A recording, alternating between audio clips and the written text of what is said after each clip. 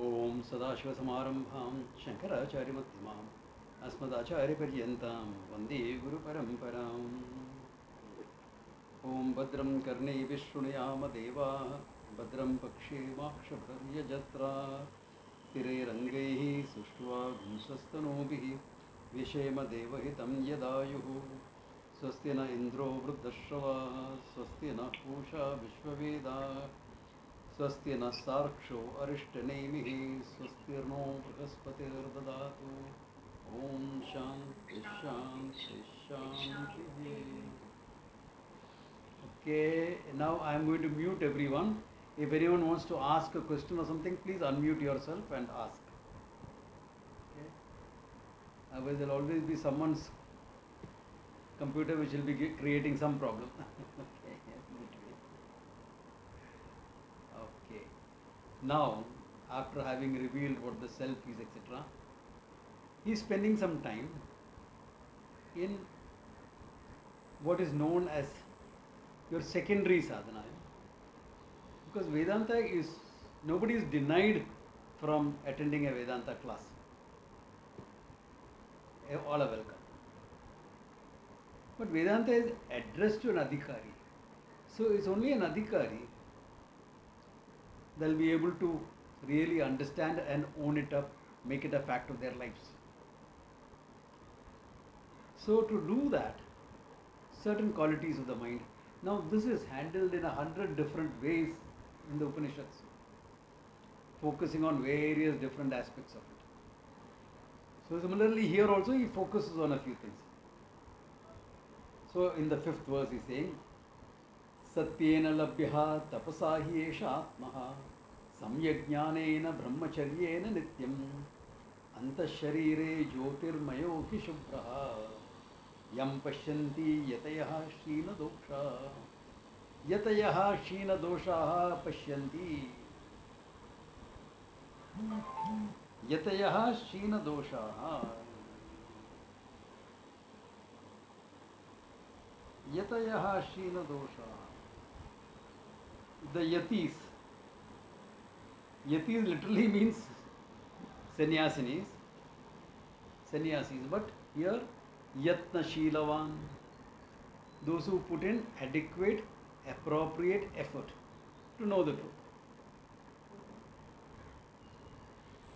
So what is that adequate, appropriate effort? Go to a teacher and learn. And take care of your mind. Both things are involved. Okay? Because if you do, teaching is the teacher's job.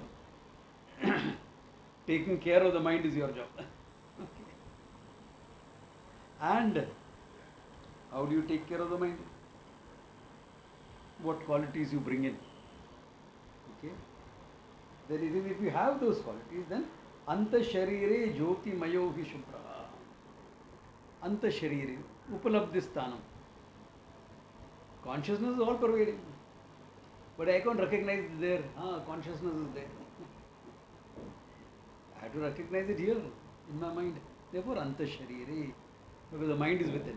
Therefore, Anta Sharire. Upalabdhistanam. Jyotirmayaha. Jnana Swarupaha. Jyotirmaya meaning Jnana Swarupaha. Pure consciousness. Ishubhraha, clear, clean, untouched by anything, not contaminated by anything. By your sukha, dukkha, raga, dvesha is uncontaminated. So who will gain it? Who is the yatihi? Satyena labasa, satyena labhyaha. Is there honesty, integrity in your life? Because important. Because we have seen this before in the Gita and everything also. Every time I tell a lie, I am creating a split between the knower and the doer, the knower and the speaker. Therefore, my mind gets split. Then the knower will know one thing, doer will do something else. Knower and the feeler, doer, they have to be in integration. That integration is achieved by bringing truth into your life. Vyavahara Satyam. Satyena labhyaha. Therefore, what I say and what I know, there is no dichotomy there. I need not say everything I know. But whatever I say has to be in harmony with what I know. So that is the whole thing. Satyena, in brief, okay. Labhya, tapasa cha atma. By tapasa, by tapas. What is tapas? Tapas, whatever you are doing to take care of the mind. Whatever you are doing to become a mature person. And that maturity does not come by just observing life. Maturity comes only when you are a participant in life. For some time. You can always withdraw from life after some time, after you gained a certain maturity. But until you gain that maturity, you need certain participation in life. Intelligent participation. So that intelligent participation means sukha dukkha, handling them, problems in life, handling them. Okay. And sometimes the problems will be so much that you will think, Lord, give me a break. And I don't mean a Kit Kat. Okay. Give me a break. Yeah. So when you handle all that, that's all tapas. See, one beautiful thing about Vedanta is, supposing you have to gain certain siddhis, open up your chakras, gain the power of intuition, mind expansion as we call it. You can. Though you are confused with your thoughts, why do you want to know somebody else's thoughts? I don't know. My thoughts are confusing enough. Why do I need somebody else's thoughts to confuse me further? But anyway, if you want it, then for those you have to do special practices. You need special practices for that. And they take a lot of time and effort. If you want to learn how to sit in samadhi and leave the body, I can teach you. But do you have time for practice along with other things? 10 years of practice. Difficult. Yeah. Whereas the beauty of Vedantic tapas is, you get it by living your life with the right attitudes. You live in freedom. In relative freedom you live in the sense of acceptance, with a sense of honesty and integrity, with a sense of dharma, with sense of Ishwararpanam and Prasada Buddhi. When you do this, you mature out. Yeah. There will be times when you get fed up and you want to walk away from it all. That's okay. Part of life. Take a break that time. Take a break. Yeah.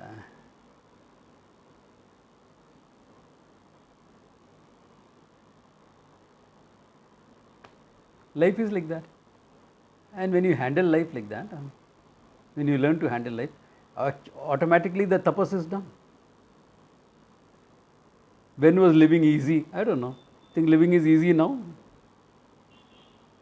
What do all of you guys feel who are involved in society? Do you think living is easy?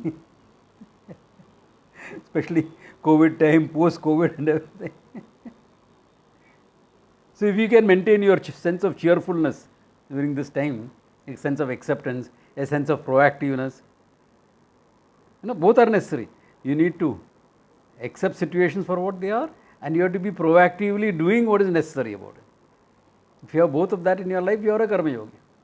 Setting your priorities right. So life is never easy.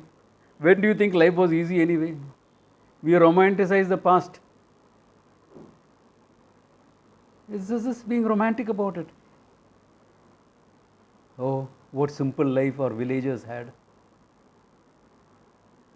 We talk about it because we have never been to a village. You would take water from the well. There is no running water. Running water is when you run with the 2 buckets of water in your hand.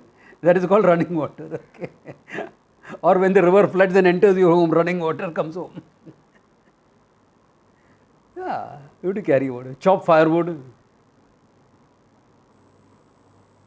Those are just the regular chores.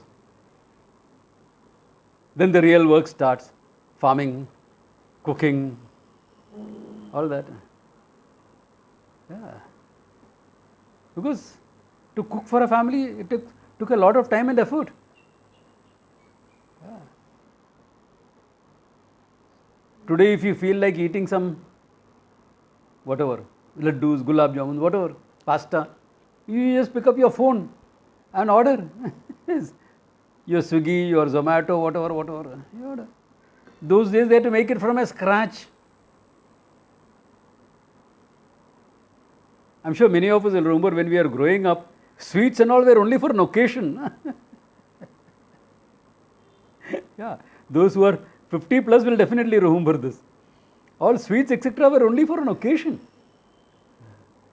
Today you just coming home, you just pick up a packet of sweets and come home. So life was never easy. In fact, life was more difficult. I mean, all of us remember that life without cell phones. So when you said you are going to meet somebody at this time, you had to be there.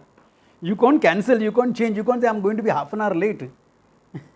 Like how you all do now. How do you communicate? Both of you are left home. How are you going to get in touch with each other?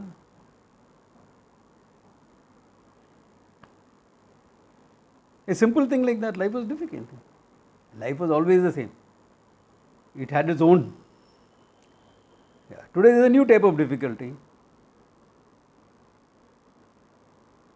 You receive a message or an email, you feel the urgency to respond to it immediately. Unless you are like me. The mail has come at that guy's convenience. I reply at my convenience. If it is urgent, give me a call. I'll look into it.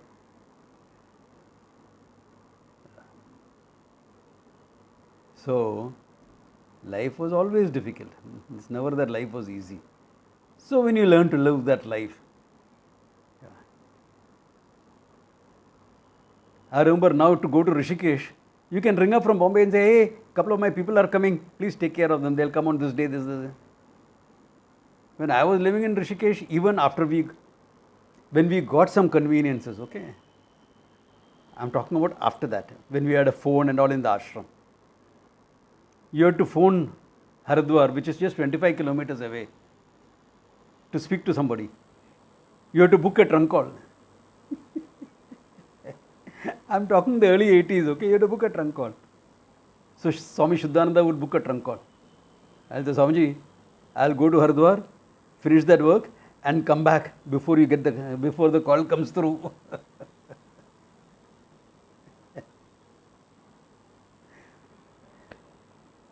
You think life was easy? You actually had to travel 25 kilometers to speak to somebody rather than pick up the phone. Today, you can just pick up the phone and talk to Rishikesh. 1,000 kilometers away is not an issue. But it brings with us its own hassles, its own this thing. Everything is like that. So living life well with a clear sense of purpose, with Ishwararpana Prasada Buddhi, with dharma, integrity in your life itself is the tapas that you are looking for maturity, for growth. That itself gives it to you. Yeah. Maturity is that. So tapasena labhyaha. Tapasa. That is what he means by tapas here, okay? Tapasa yesha. And samyak jnanena. Clear-cut knowledge. Brahmacharyena nityam.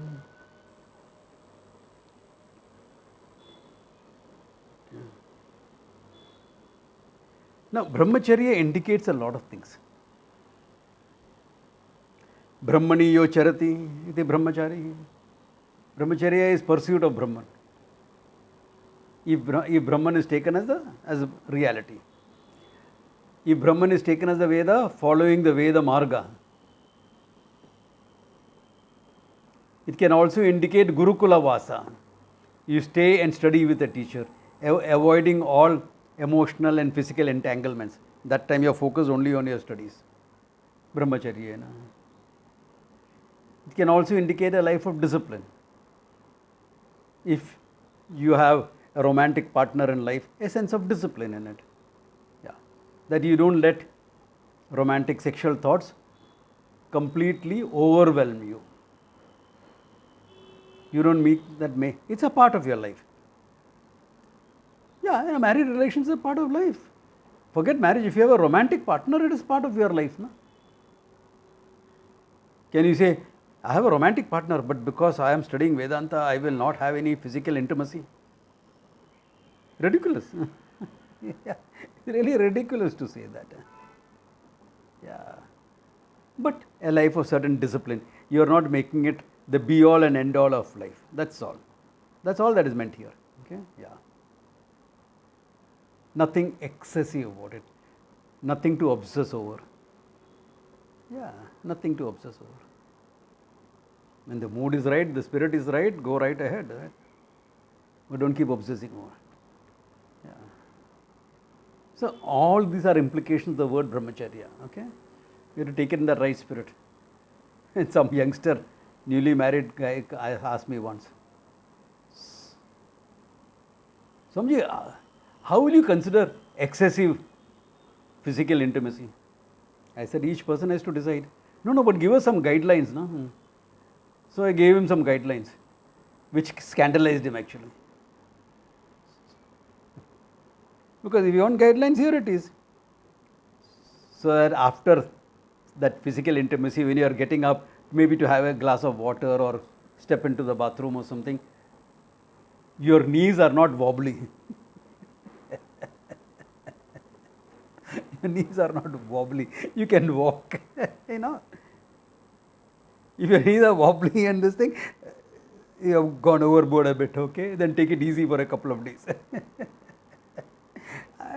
What to do? Sadhus have to talk about these things nowadays. You know? Previously, we didn't have to. People would gain from their own experience. They would know what is excessive. So, here it is. This I am talking from the energy work background, okay? This is what we say in energy work, what is excessive, what is not excessive. Okay. So, if you are not into that, most of us are not into that excessive indulgence like that. So, it's fine. Yeah, okay. Therefore, in other words, what? Hey, like in everything else, a certain discipline. Yeah. It's something like this. You feel like eating a burger. When was the last time you ate a burger? Oh, 2 weeks back. Go ahead and have one. You won't be like this friend of mine. He was working for the US government and I identified him as an intelligence officer. Poor guy. I should have kept my mouth shut. But I said that and he reported to his bosses and he got transferred out of India. And I got the confirmation that he was an intelligence officer because the vice consul I met at a party told me he was transferred and that we abolished that position. Clear bluff. What do you think? I'll fall for it. Anyway, this guy is an American, a Vietnam veteran. So those days in India you wouldn't get the classical American burgers. You know. So the first thing he did when he landed up in New York was have 4 half-pound burgers. That means the patty is half pound of meat. That's excessive in any standards, isn't it? 2 pounds of meat. So, in anything, this thing is the same. Brahmacharya means lack of that extreme swings in whatever you are doing. You are not living a life of extremes. You are living a life of fairly moderation. A disciplined life. Okay. So, this is applicable in any field. Any field. Yeah. You enjoy a drink. Once in a way with friends, go enjoy it. If you are out with friends, does it stop with one? Come on guys, I know. Remember, this guy was a sailor before. I mean, if you don't have about 4 drinks, you really feel you have a drink. So, all right, you did that on Friday night, then okay, then whole week is fine. Then there is still balance in your life. There is still balance in it. So why am I saying all this? Hey, understand what brahmacharya means. Okay, lack of excesses. That's all. Lack of excess. Yeah. That is why in the Veda they say, Suram na pibet. In the Veda there is an injunction like that. Don't drink alcohol.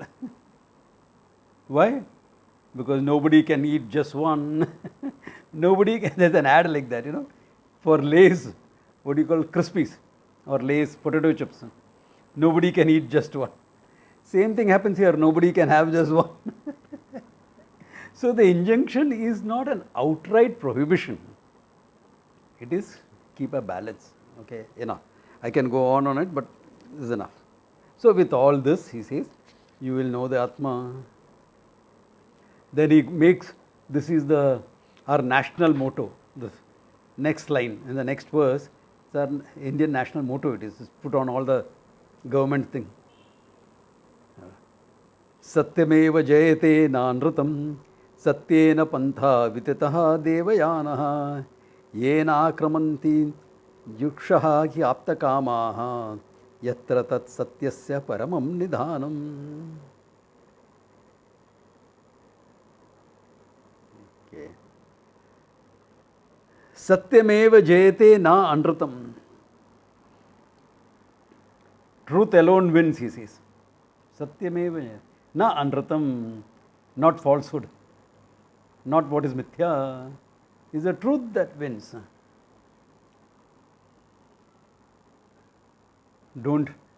Therefore don't expect, I'm a good person, I'm a honest person, I should become successful. This is how people misunderstand the whole thing. He is not talking about your success and failure. He says, ultimately, what is it that you are after in life? If you are after the truth, then you are a winner, all right. If you know the truth, then you win. Why? Because you achieved all that is there to be achieved. What do you start your life for anyway?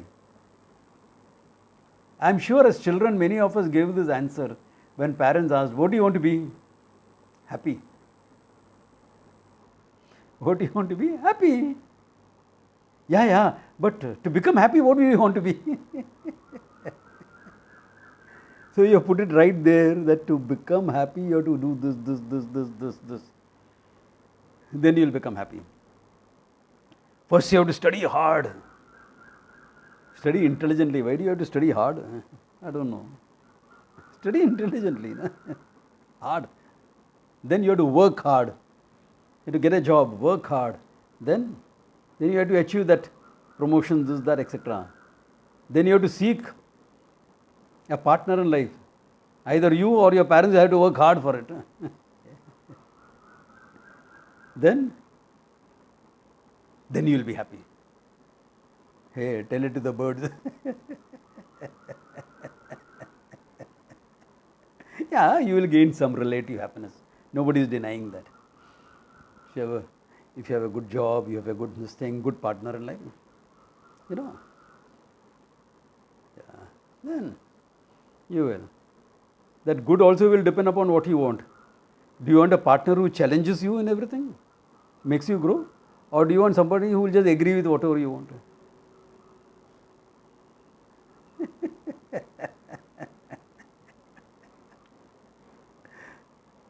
Agree with whatever I say?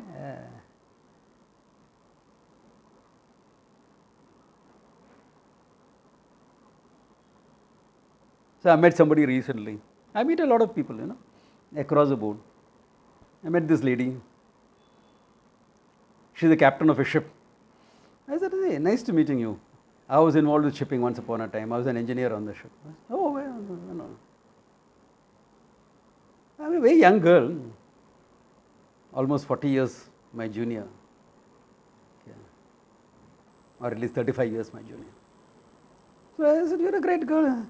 Swamiji, I'm not perfect. Perfection is boring. So what are you looking for?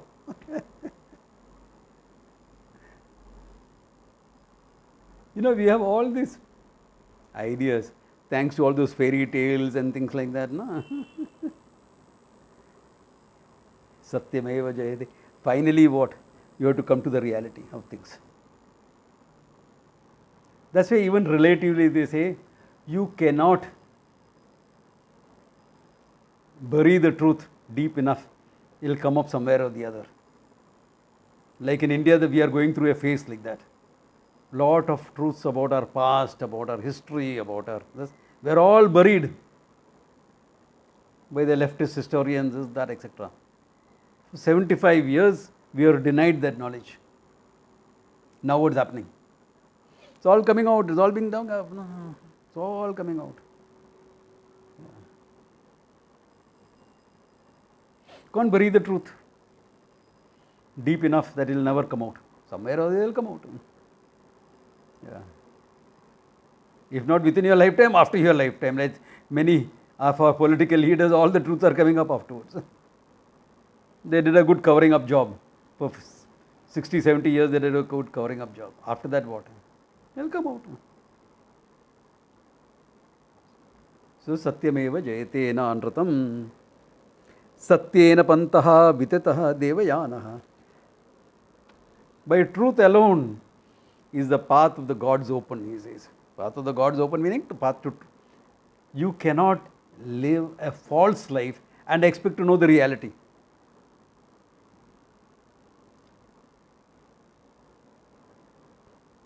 You have to know the relative truth first. No?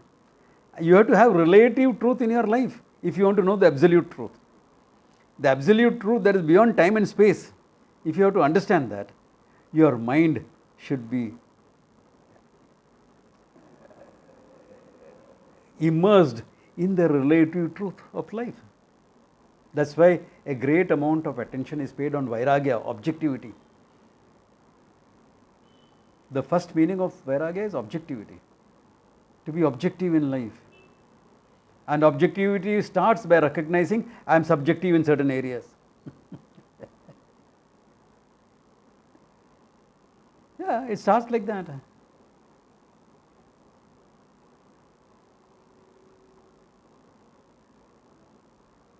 When I say rose is my favorite flower, isn't there a subjectivity right there?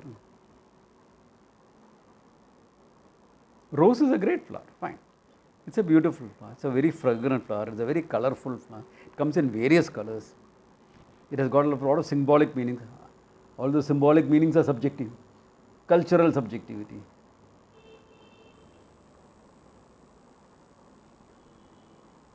For us, a red rose meant offer it to the Lord. In a Western culture, what will red rose mean? Love. White will stand for purity. Yellow will stand for friendship. I don't know if the meaning has changed in the Western society from the time I used to go around, okay? I don't know how much the meaning has changed, but this was the meaning those days.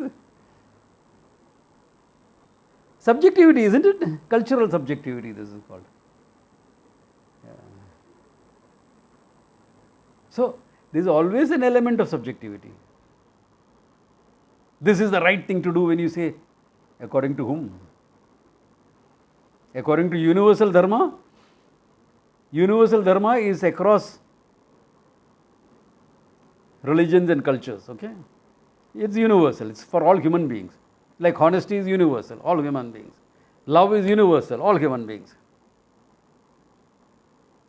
But you say this is the right way to do a thing,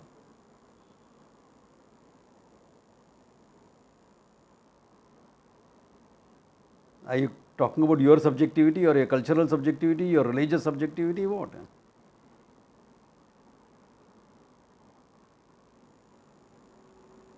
Nothing wrong in following your cultural or this thing. Nothing wrong at all. But understand where it is. Be objective enough towards it and understand this is our culture, we do it that way. Somebody else's culture may be different, that's okay. That's all right. As long as you are not stepping on each other's toes, you are fine. Yeah. As long as you are not trying to brainwash each other, you are fine. If you are trying to brainwash each other like Kerala file, there's a big problem. So to bring an objectivity into your life. Okay. Therefore, that's how he says that the truth is what opens up. Because your mind is committed to the truth. Mind committed to the truth meaning, look at it, it's a very important thing. If you are committed to the truth, you are willing to keep your personal likes and dislikes away. No? Isn't that what commitment to the truth means? This is fact. I don't like it, but it is fact.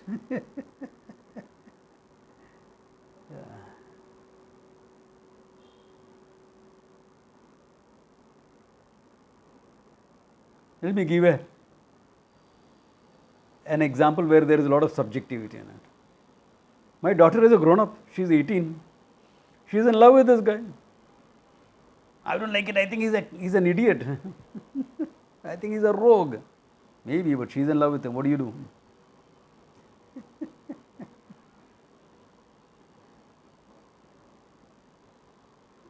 Do you really know him? Have you made an attempt to know him?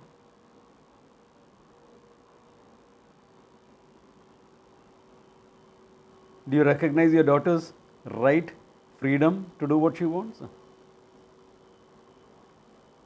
Do you recognize the fact you have brought her up well and therefore she will do what she thinks is right? Or you are questioning your own, the way you brought her up? Not making her an independent thinker? Not helping her to gain independence in her thinking? And now she is rebelling against all your restrictions that you had put on her? What is it?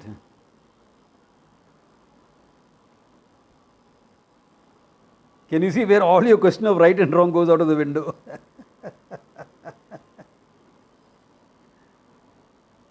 Why? Because life is not black and white. Million shades of grey in it. A million shades of grey. And life is about dealing with grey. How objective you can be. How much reality is there in your life. Relative reality, so don't expect it to be absolute.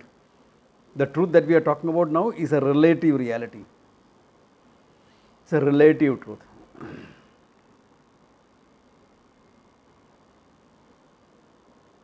So learning to deal with shades of grey is part of that. Part of dealing with that. Satyena labhyaha.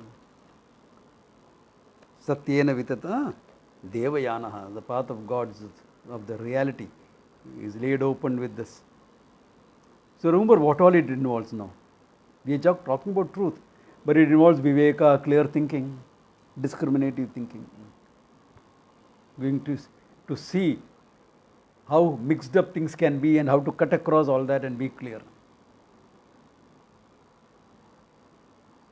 It involves vairagya, objectivity. It involves samadama, mastering my own mind, my own biases, etc. To be aware of them and master that.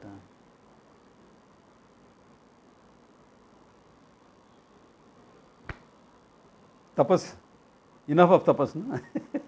Do you need any more tapas? This is the real tapas that you need to know.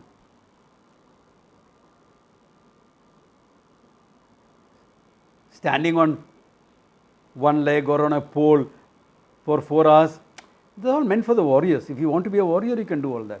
I have gone through that type of training.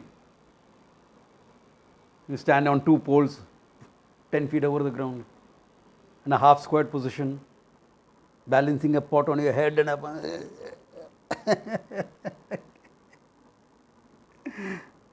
That's part of warrior training. That's good in that sense. Yeah, that's good there. And you can draw some lessons for that into Vedanta. You can, not that you can't. How to be comfortable in a very uncomfortable situation. So that's why you put me in an uncomfortable situation. I am fine in any situation. It's okay. Physically uncomfortable also. Okay.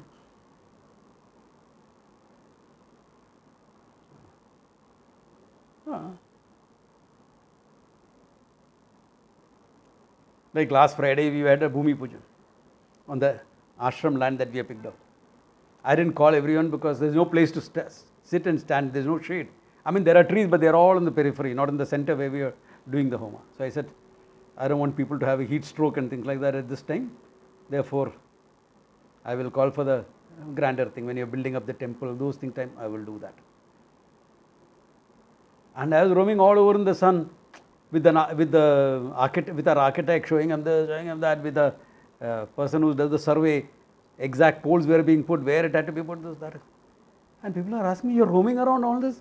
Swamiji, at your age you should be careful. He said, why should I be careful? I'm just going up and down here, nothing. But so hot. So what? Uncomfortable. So what? Yeah. Learn to be comfortable in uncomfortable situations. If you have lived in Rishikesh summer without electricity properly, I mean, there is electricity, of course, when I was there. Only thing is, it will go out for about 4 hours every day, normally at peak consumption time, mid-morning or afternoon, when it's hottest. Only for 4 hours, okay. After that, you'll get it. After that, you had some AC and all that. AC? What is that? You're lucky to have some fans. So it's too hot, what do? Ganga is there, now go have a cool dip. Natural air conditioner is there. What do you want?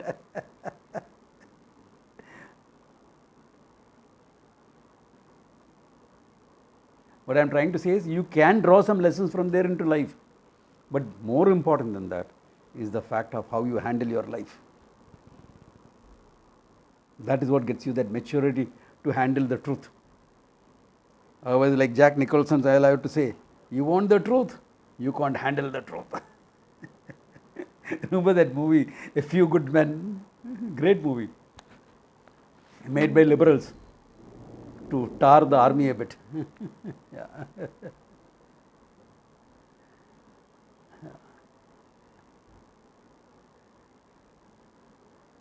Nobody orders the death of a man under your command. Yeah. Nobody orders that. And if a death happens, it won't be covered up also.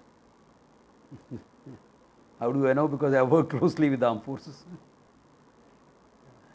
Anyway, that apart. Okay? If you want to handle the truth, you need to have that relative truth in your life. Then you are fine. Okay? Yeah, Devayanaha.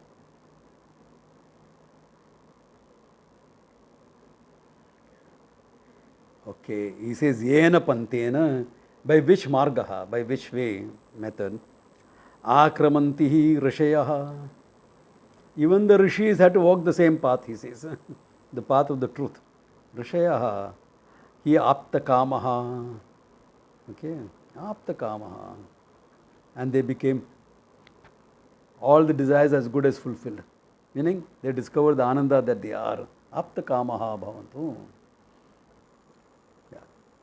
Because why do you have a desire? For the sake of fullness. No? You expect to be happy with the desire. No? Do you desire a thing when you know it will make you unhappy? At least you have to think it will make you happy. Others may tell you will be unhappy. That's okay. Why are you getting married to this person? You will be unhappy. No, but I love him. Why? You think you will be happy. Simple as that. If you thought you will be unhappy, you will run away. Therefore, apta kama meaning you have discovered your Ananda. All your desires as good as fulfilled. Because all desires is for the sake of happiness ultimately. So, apta kamaha bhavati. Okay. Rishayaha. Yatra tat satyasya param nidhanam. Why? By understanding the param nidhanam, the highest truth ever, the truth that is not conditioned by time and space, the absolute truth. Your life is full of relative truths, then your mind will understand the absolute truth very easily. If your mind is not full of relative truth, you will get stuck. You will get stuck. Now be careful when we say all this. Yes, Swamiji. From today, this moment onwards, I am going to speak to the truth and nothing but the truth. Okay, good. What is the first thing you do? Tell your partner, you are an idiot. You'll find great reality in your life after that. The truth should be, whatever you say is in harmony with what is inside. That doesn't mean everything that's inside has to be blurted out.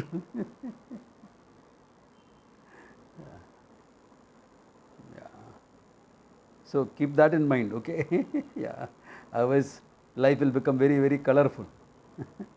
Yeah. Okay. Therefore, the absolute, bring relative truth into your life, live a life by that. The absolute truth will be easier. Of course, you cannot understand the absolute truth without the teaching. That he had said, Samyak Jnanena, in the previous verse, he had said that. So you need that learning. But that learning, you can make it your own.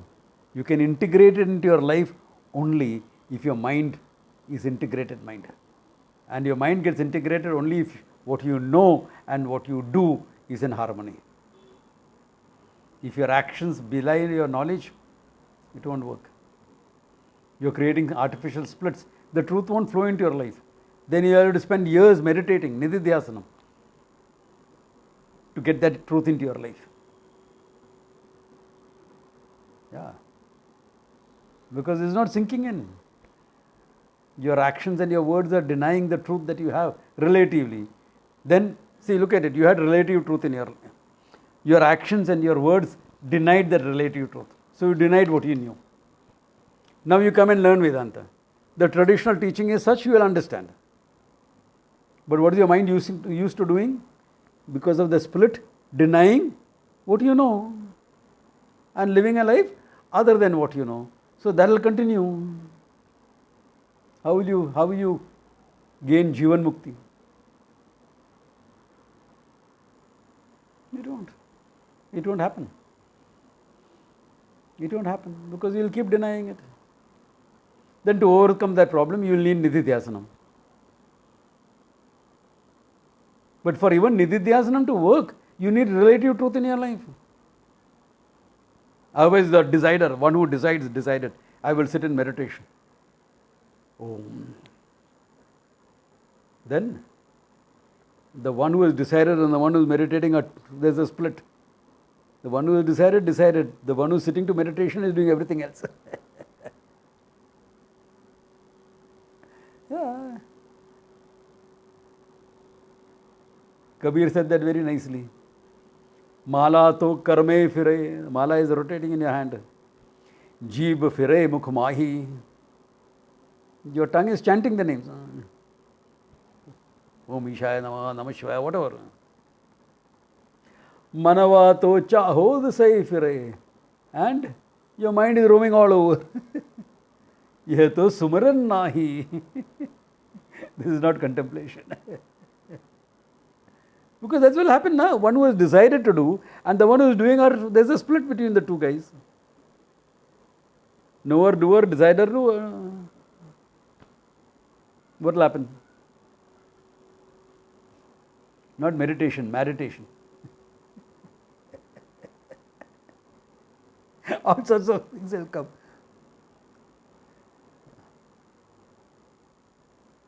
Yeah. That's why to get that integrity into your life becomes one of the greatest tapas that is there. It's simple, very simple. But it calls for some objectivity, it calls for some commitments. Yeah. And that's what makes your life also, no? If we want people to trust us. But are we trustworthy? Before I ask somebody to trust me, can I be a trustworthy person? Is my word as good as a legal document? You shake on it, fine, it's done. Then you are trustworthy. No? Does it mean you will never make mistakes in life? You will. Why? Because you are human, okay? So it's perfectly fine. You live by honesty, integrity, values, dharma, etc. And we also make a few mistakes in life. And that's part of the game. And that's not something to feel, to beat yourself up with guilt. That's part of the game. You know, one of my nephews, when he was in college, he made a very nice Hindi doha, you know. A doha is like a wisdom couplet, you know. A wisdom couplet. So he said, Mandir mein baith kar Gita padhta hu. I sit in a temple and read the Gita. Masjid mein baith kar Quran. I sit in a masjid and I'll read the Quran. But kya karu, insaan hu. But what to do? I'm a human being. So thoda paap bhi kar leta hu. So I do a few wrong things also in my life. You're human. Don't beat yourself up. Yeah, you're human. Of course you will do. Of course you will make mistakes. Of course you will do things which are wrong. Why? Because you're human, and that's okay. Correct yourself. That's why we have prayaschitta karma. As part of tapas, we have something known as prayaschitta karma. Prayaschitta karma meaning making amends for having hurt somebody or having done something wrong. I make amends. From a simple sorry to corrective action to religious actions, all the way it goes. Your ways of making amends. Yeah. Why? Because I did something wrong. I made a mistake. I'll correct it. Big deal. Big deal. Of course, a mistake. I'm sorry for it. It's wrong. I won't justify it. See, that is one thing one has to be clear. No justification. If I did a mistake, I did a mistake. I'll rectify. I'll make amends. I'll make up for it. Finished. Then what is your issue? What's the big issue after that? There is truth in your life. If you live like this, there is truth. Why should the knowledge be denied to you? If you are exposed to a teaching, there is no way the knowledge will not be clear. There is no way the knowledge will be not clear. Yeah. Yeah. I hope I am making myself clear, because since there is no live feedback, I have to ask, is this clear? Are there any questions, clarifications that you need me to? Shoot. Yeah, this truth, no, about the relative truth. Now the relative truth is also has a subjectivity, no? All relationships have subjectivity in it. Relative truth in the functional world, you know. What is truth for me is not truth for my colleague, maybe. Yeah. So, you know what? So then there is a lot of subjectivity in the relative truth also. Correct. Of course, the sun rises in the east and sets in the west, the truth. That everybody will agree on the functional part. Yeah. But there are so many things. Okay, let me give an example from your practice, which is very common in Bombay, which many honest doctors don't want to do. Like, for example, what we call cut practice in Bombay. Cut practice is if a doctor recommends a patient to you, you are a specialist, or you are an investigator, a pathologist, or you are a radiologist, something. If a doctor refers a patient to you, you are supposed to give him a cut. Very, very prevalent in Bombay, na, Sunita? Doctor, isn't it prevalent? This is true in all the professions. Yeah. Now the question is, how are you going to bring truth into your life there? So one doctor whom I know has handled it very nicely. He says, okay, if I have recommended a patient to you, don't give me a cut. That 10%, 15%, 20%, that's the range, isn't it? 10 to 20% is the range of the charges. You give it to the patient. Isn't there a lot of integrity in his life? There are other ways of handling it. He chose to handle it this way. I'm not talking about integrity, Swamiji. I'm talking about relative truth. Like what? Give me an example. The truth. Give me an example. Relationship, not in the profession I'm talking in I may say somebody said something, and the other person say no. They may interpret the whole thing in a different way. Okay, so you agree to Then there is disagree. confusion in that. One second. Knowing the truth doesn't mean I have to convert everyone to my viewpoint, to my idea of the truth. It's okay. You agree to disagree. All right, you live by that, I live by this. The problem will come only if it is your partner in life or children or something like that. There you sit down and have a discussion and thrash it out. Because we don't have to convert everyone. Even my partner can have a different viewpoint from me. No? My children can have. You think my students don't have a different viewpoint from me on so many things? My students have differences in some viewpoints. I know that, even though they are learning from me, etc. And I know tomorrow if I have full-time students also, they will have some difference of opinion. Not on the truth, but other things. Of how to run this, how to run that, they will have. I used to have that with my teacher. I would think this is the right way of doing it. Swamiji said, I would want it like that. Then I'll say, Swamiji, this is what will work. No, I still want it like that. Okay, I'll get it done because it's after all his work, not mine. Okay, I'll do it that way.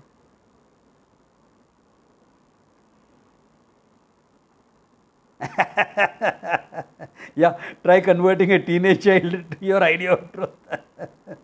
Don't even try. Don't even try.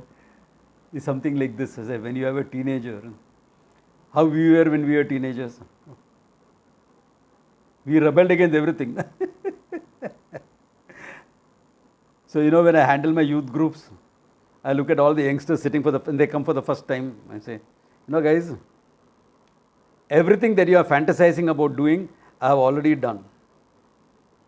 I have come out okay. I am sure all of you will also come out okay. So now let us have some honest discussions about things. And they generally open up. But if I had a child, probably I'll have to send him to somebody else or her to somebody else. Because it goes, rebellion against your parents goes as part of the territory. Because that is where they are getting their independence, their independent thinking. It's important. If a teenager is rebelling, I'm happy. If a teenager doesn't rebel, I'm a bit concerned. Why? That rebellion will come at 25, which will be more problematic. If it doesn't have it at 25, it will come at 45, which is worse. Which is worse. So if the teenager is rebelling, good, right track. So challenge the kid to some discussions and this. They enjoy that. And they'll come up with very creative arguments that make you think.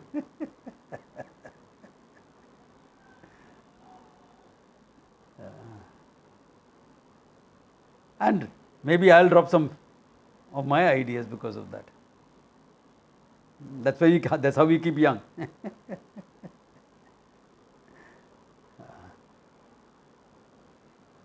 So that's a game. It's a game of life. Remember, a child is a complete Purusha by himself or herself. Come with his own samskaras, come with his own prarabdhas.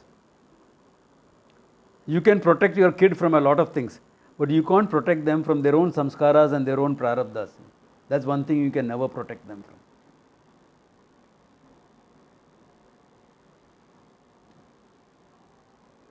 You cannot. It's a prarabdha, they have to go through it.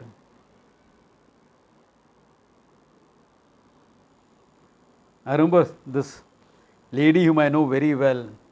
She was my commanding officer's daughter. Commanding officer in the Navy, her daughter. I know her well since those days. When her daughter started dating and things like that, I brought the kid's horoscope to an astrologer friend of mine. He sat down over and the astrologer said, this girl will have, first marriage will break up, the second marriage will work out well. So naturally the mother was not happy with it. And the kid got somebody home and said, no, I want to marry, I'm very sure this, that, etc. So the mother tried to discuss out, find out. No, the kid was very. So I asked the mother, what are you going to do? See, my daughter is adamant about it. From what I can see of the boy and my daughter, I don't think this is going to last. And the astrologer has also said the same thing. Therefore, I'll go ahead and get this wedding done. I'll go ahead and get a wedding done. If our fate is for it to break up, it will break up. If they can overcome that fate and do it and make it work out, they'll make it work out. Are you getting the idea? The maturity with which that lady handled it. The maturity with which the lady handled it. It didn't work out. It didn't work out. And the girl gained some maturity from that experience, which is good. As long as you learn and gain some maturity from experiences are good to have. If you don't learn, you get embittered in this thing, that is a problem. You feel guilty, embittered, this, that. That is an issue. As long as you are learning and growing, it's okay. You make mistakes, you learn and grow. So, you can't protect against that prarabdha. What do you do? There are ways of getting around it, but if the person is willing, or if the prarabdha is not strong enough, there are ways. That individually, if anybody wants to handle those things, I will tell you what to do. Okay. There are ways. But they are also limited. They are also limited. If the prarabdha is strong enough, there is nothing you can do about it. You have to go through it. So the same way, you can't protect a child against that. You can't protect yourself from your own prabala prarabdha, from your own strong prarabdha. If it is your fate to see a child going through something like that, what can you do about it? Handle it with equanimity, prasada buddhi, ishvara arpanam, God's will, this is what's happened. That's it. You'll be fine then. This is how you live, so that the wisdom can flow into your life. The knowledge of the reality just flow into your life. You understand what is the absolute reality, everything else is mithya, apparent. Then you will say like the sadhus and rishis will say, aha, dunya ka khel dekh lo. See the play of the world. See the play of the world, what's happening. Enjoy the game. Yeah. Because after that, just that much. Yeah. That's all there is there. So all the big issues, that, etc. Yeah, we all work on certain issues which we think are important in the society. Yeah, we do. At the end of it, what? That much only.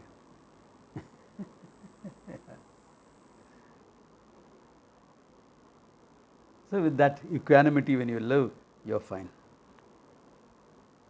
You can do what is necessary to handle the problems of life, and you can be free from the whole thing. Relative freedom is there, and if your mind can understand that relative freedom, it's ready for understanding the absolute freedom. Because how can I teach you what you don't already sense a little bit of? You want absolute freedom. Do you enjoy relative freedom? If you don't know relative freedom, how can I make that mind see the absolute freedom? So the relative freedom is gained through karma yoga, intelligent living, all this that I have been talking about today. That's relative freedom. Then your mind is ready to understand that absolute freedom. No issues. Life is great. How's the world? Miserable as ever. How's your life? Great.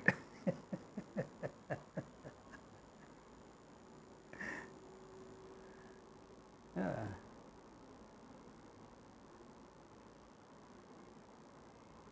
So that's what life is about. If you have that equanimity, no issues. Then you are ready for the truth. That's what he is saying. Now in the next few verses after this, he will go and he will show you the limitations of a lot of your pursuits also. Yeah. Pursuits for the truth, that also he will show you. Okay. But that we will see next class. Okay, good place to stop. Om Tat Sat. Take care, have a nice day. Night is still young. Night is still young. Yeah. Thank you, Swamiji. Bye, take care. Thank you, Pranam Swamiji. ji, take care. Have a great time, enjoy yourselves.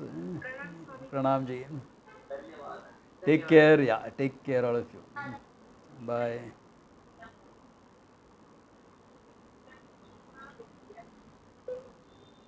Thank you, Swamiji. Take Good care, night. yeah.